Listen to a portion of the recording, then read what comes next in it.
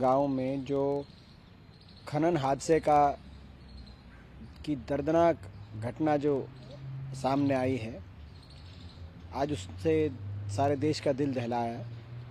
सबसे पहले अभी तक 5 वहाँ से शव निकाले गए हैं। हम उनको श्रद्धांजलि देते हैं। ईश्वर उनके परिवार को इस दुख का सामना करने की ताकत दे। और अलग अलग आकलन है, अभी भी वहाँ 10 से 20 लोग अंदर अभी भी फंसे हुए हैं। तो प्राथमिकता प्रशासन की राहत कार्य और ज़्यादा से ज़्यादा लोगों की जान बचाने की रहे।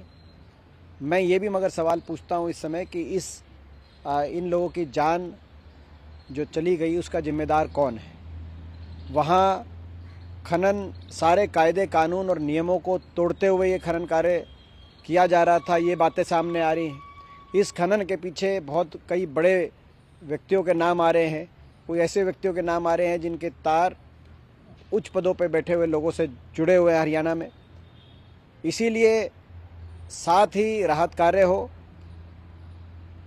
मुआवजा दिया जाए सभी परिजनों को जिन्होंने अपना कोई खोया आज, क्योंकि ये दुर्घटना नहीं, एक तरह से हत्या है। इस पे आपराधिक मामले भी दर्ज हों और साथ में जांच हो, निष्पक्ष जांच हो। जांच हरियाणा पुलिस से जांच से किसी की संतुष्टि नहीं होगी। निष्पक्ष उच्च स्तरीय जांच हाई कोर्ट या सुप्रीम कोर्ट के सिटिंग किसी जज की निगरानी में जांच हो, ऐसी मैं मांग करता हूँ। सर, एक और घटना जो सामने आई है, वैष्णो देवी में स्टैम्पीड हुई है सर। 12 लोग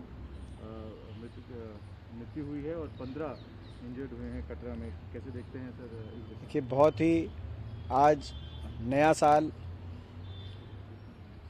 और नए साल में इस प्रकार की 2 दुखद घटनाएं देश के सामने आई।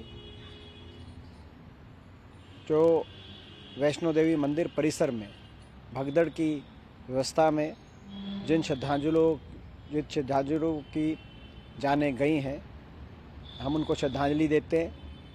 ईश्वर उनके परिजनों को दुख का सामना करने का साहस दे, ताकत दे।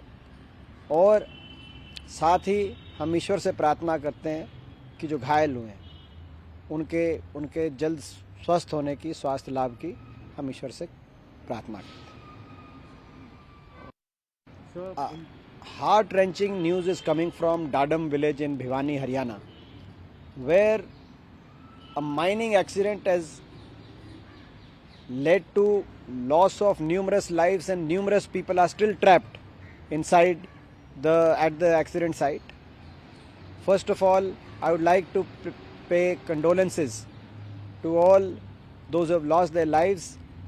May God give their family, their near ones strength to face this circumstance, and we are with the administration in efforts to provide relief to all the people who are still trapped.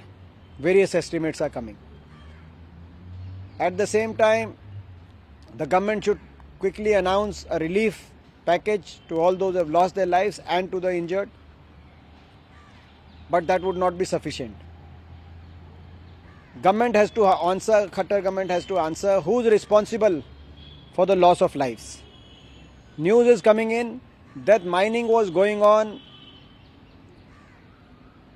breaking all the laws, regulations, and in contravention of all the laid down guidelines. These mining activity was going on there.